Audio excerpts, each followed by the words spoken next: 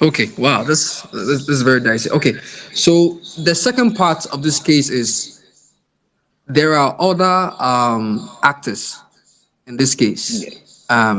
The producer in this case, which would be Hammer of the Last Two, um, the featured artist in this case, Tiny, and the other party, which we all agree that his work was the actual sample or interpolation for the conversation we are having right now. In this case, Manche.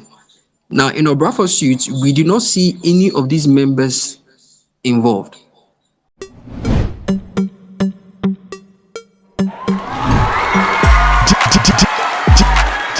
DJ Paco Rich. Hello, people. If you are a first-time viewer here, welcome to the channel. And I'm even sad, I'm even sad. But anyway, welcome to the channel. My name here is DJ Paco Rich. If today is your first time watching my videos, you're welcome. Kindly subscribe to this channel, make it your favorite, and from time to time, come, let's have some vibe and talk. Okay, so not long ago, I dropped the video of one Ghanaian hip life musician, a rapper. His name is Obrafour.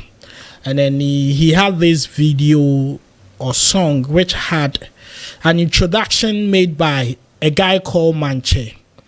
That guy back in the days was more like a hypes man. So he does a lot of introduction or song intros for a lot of these musicians back in those days. But honestly, before man and God, I don't know the negotiations that they had before he would do this hype and voiceovers and all that. I believe back in those days he was just enjoying the hype and the fans that comes with it. So 20 years down the line, there is this case. Drake used that portion of that song, not the lyrics, not the beat of the song, but a hypes man voice. He used it in the middle of his song. And the main artist filed a court case against Drake, which is somewhere around $10 million. You understand? And then we were all happy. Okay, a Ghanaian artist has been able to sue an American artist for using, parts of his song and all that. And the money no land. My Ghana people start the fight. See, I don't get. I just can't think far. I just don't get it. We are two brothers. We are all from Ghana. We worked on a song. The song is mine. Yes, you did some voice on it, which was very iconic. The song is out there. It's a boom and all out there. And then somebody in US used the song. I sued the person. And now you come out and you write to Drake that, and the person that sued the song, he belongs to him, but that voice on that song is mine. So don't give the money to him or something, blah, blah, blah, blah, blah. Can't we be unified for once, Ghanaians? You have sued somebody $10 million, and two guys are fighting over $10 million suit. Common sense. Just allow this money to touch down. Have proper arrangements. When you get the money, then you share. You guys are fighting. Now, this one wants to take, I don't know even if the court have agreed to give them $10 million or something. But this one wants to have the $10 million to himself. This one also wants to have $10 million to himself. So everybody is talking to Drake separately, when you can actually team up as one force. Yes, I know in the making of a song, we have a lot of people who have rights, who, can claim ownership. Even the sound maker, the producer of the song is not out. So we don't know what he's also going to tell Drake. But I feel like, Do you think Davido and Burna Boy do song where, let's say, Drake use some way, Burna Boy sue him? Now Davido go claim his own separate, Burna Boy go. They will come together and take the money then chop him. This is common sense. You guys should be smiling, calling each other, oh, Charlie, but this deal, he come, you know, say, you forsought me out. Then you start making paper arrangements. If you don't trust each other, oh, okay, Charlie, we did the song together. If the money is coming, we are going to share. You're going to have 60, I'm going to have 40. Please, $10 million no be small money where one person get her. Only in just one chop. Even if he gives you $1 million, $1 million, it's enough. So let us sometimes not be greedy, disunity that we always fight at home and take it outside. And people will know that, oh, these people where that they can't fight against ourselves, they fight within. So it will be easy for us to break through. My Ghana people, Obrafour and Mantse, Hammer, call these guys, tell them that they should not make that move. That Mantse is contacting Drake. Obrafour has also sued Drake. Now, this one is saying the song is mine. This one is saying the song is mine. Now, you know what Drake is going to do? He's actually going to open his mind well, find out who he can easily pay off outside the court, and even get the person a good lawyer. You understand? Oh my God.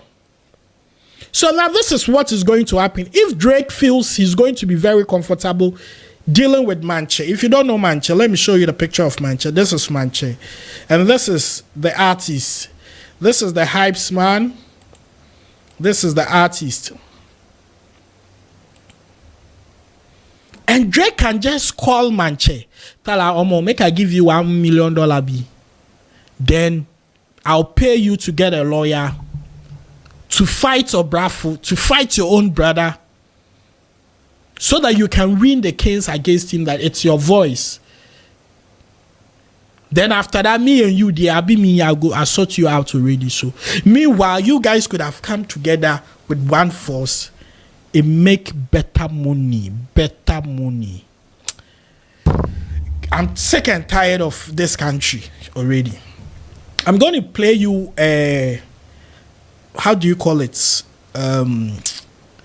Twitter space of a discussion around this whole issue. And I'll definitely be back. Two things. It is either somebody else gave clearance, which is unknown to Obrafour, or out of sheer, for lack of a better word, respect for the artist, they decided to use it anyway. Because I will take into consideration the fact that they had probably had timelines for the release. They had put in marketing budgets and all towards the release of the song. And so they could not wait, for lack of a better word, for the clearance before they released the project. So those are the two things that come immediately to mind when there's this issue of an email being sent and there being no reply. That's as Obrafour is pleading.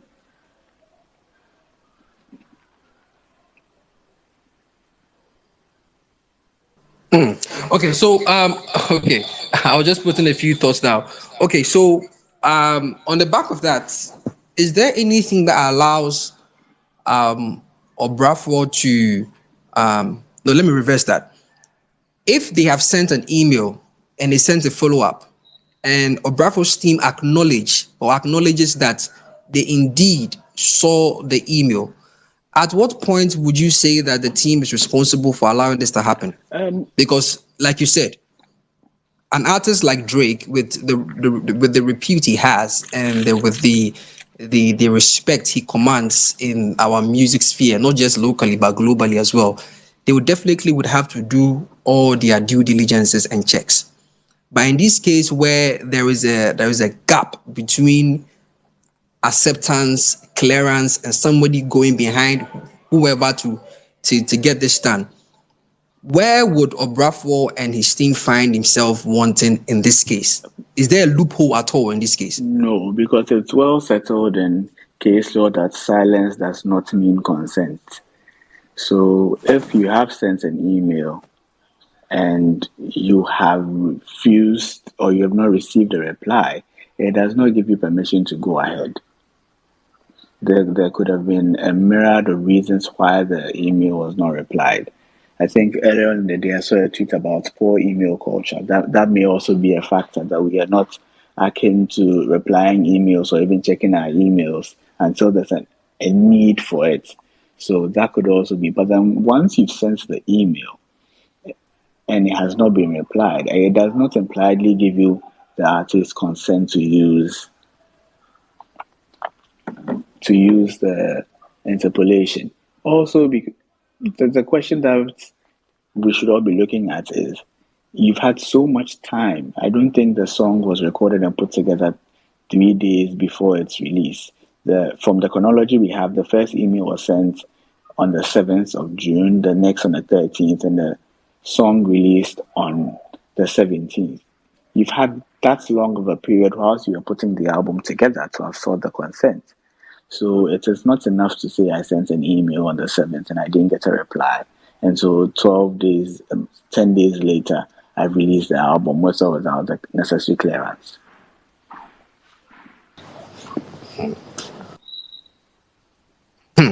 Okay, wow, this is very dicey. Okay, so the second part of this case is there are other actors in this case. Yes. The producer in this case, which would be Hammer of the Last Two,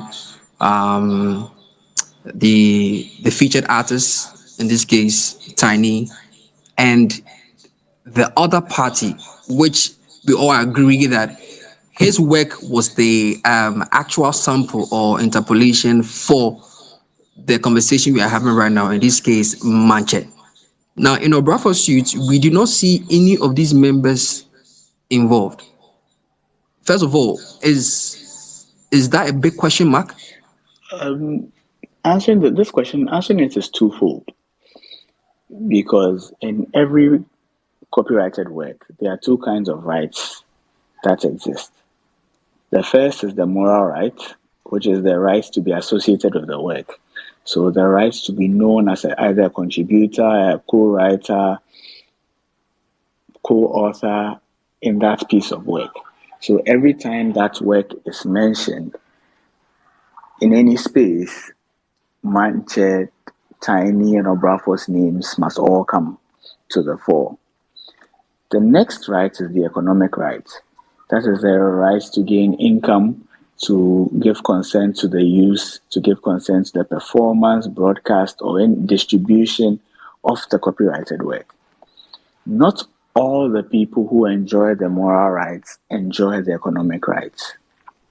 So for those who are in music, and I see a lot of your listeners are, there's something known as a split sheet.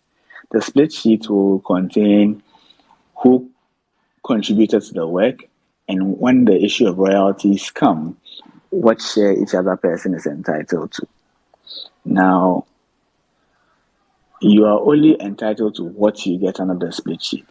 Where there is no split sheet, the person who registered the copyright is deemed to be the holder of the economic rights. My name is DJ Parker Rich. Keep watching videos on this YouTube channel. Let me know your view wherever you're watching from. What you think? Africa, we get problem.